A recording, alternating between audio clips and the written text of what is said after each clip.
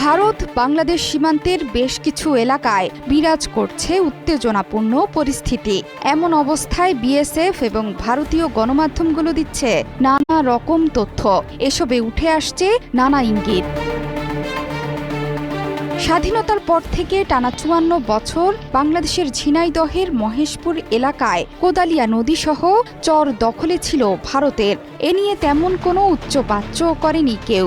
শেষ পর্যন্ত সেই অসাধ্য সাধন করে দেখিয়েছে বাংলাদেশের সীমান্তরক্ষী বাহিনী বিজিবি। ৬ জানুয়ারি আনুষ্ঠানিকভাবে এই ভূমির মালিকানাও বুঝে নেয় বাংলাদেশের অকুতভয় সীমান্তরক্ষী বাহিনী।